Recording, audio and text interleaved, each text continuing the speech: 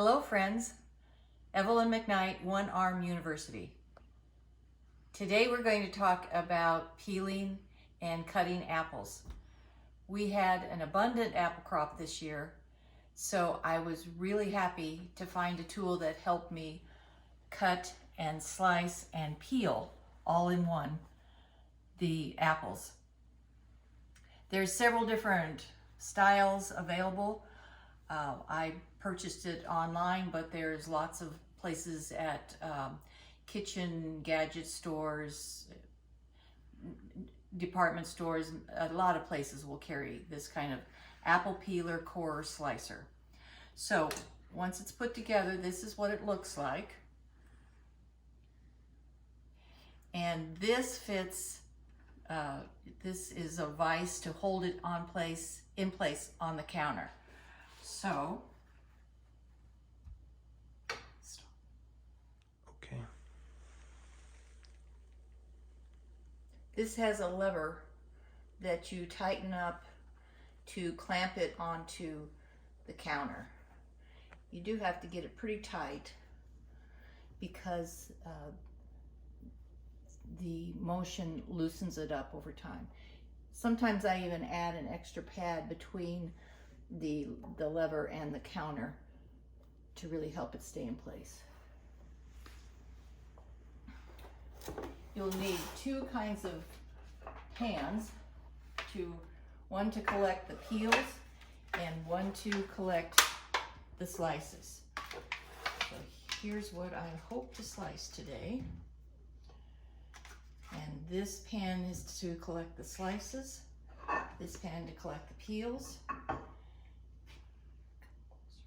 This is the gizmo that actually slices and cuts and peels the apple.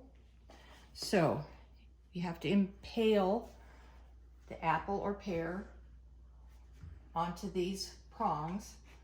So push down with this lever with your thumb and pull forward.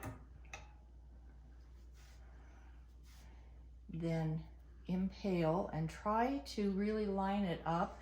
You can see that my apple's a little misshapen, so try to line it up so that the blossom end and the stem end are just exactly across from each other. So you can see it's already a little wiggly. I didn't quite tighten it up enough.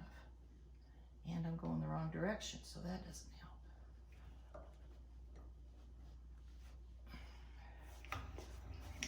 So here we go.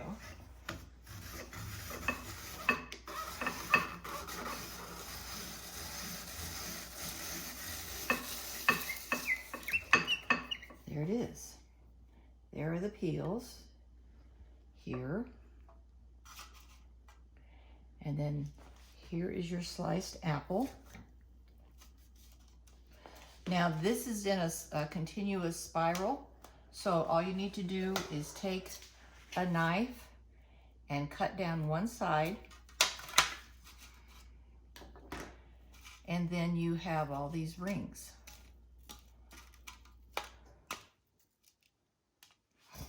You have to take off your core and then again pull it back. Sometimes I use my chin. Okay, so these sliced and peeled apple rings are good for any recipe that you might have. We put 4 cups in a quart Ziploc bag and add sugar and cinnamon and freeze them like this, and then anytime during the rest of the year we can pull this out and make apple crisp or whatever your recipe calls for. Typically 4 cups is kind of a usual number of cups in a recipe. Now you can adjust your peeler so that it doesn't peel, and I'm pulling down this peeler and putting up this holder so that it keeps the blade away from the apple. And then you'll get apple slices that are not peeled.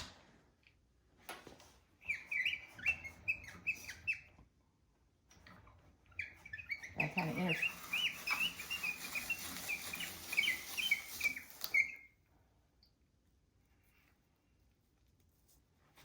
So this is handy just for eating and for, again, recipes. Now, I like to dry my apples. So again, I cut them, make one cut down the apple, and then put the slices on the dehydrating tray for the apple dehydrator. Then I sprinkle it with cinnamon. I don't even add sugar, I just sprinkle it with cinnamon. And depending on how dry, how wet your apples are, how dry your environment is, 12 to 24 hours later, you will come up with dried apples. And then I put them in a mason jar. I have a jar sealer that vacuum seals it. And so then I'm set for the winter. Now, you can also peel pears.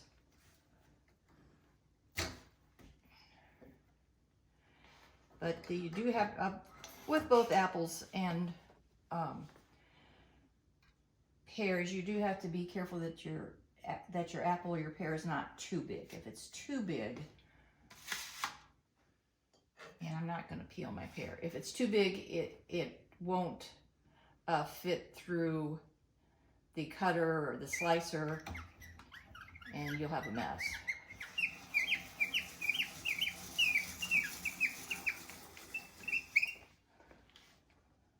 So look at that, sliced pears,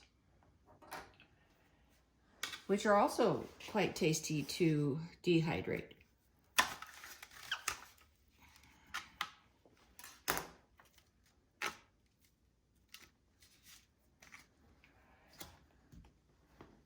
I have also put a rather small zucchini in here, and then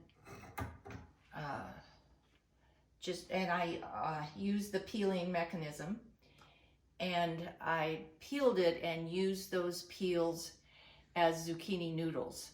It worked really well, and it took out that core of the inside that has the seeds in it. So here's an easy way to slice and peel apples. An apple day keeps the doctor away, so here's a good way to make use of all those apples that are plentiful at this time of year. Do you have any suggestions, any ways that you cut up apples, other kinds of fruits, vegetables? I'd love to hear about it. So please comment, subscribe, and let's all work together to really enjoy those delicious fruits and vegetables.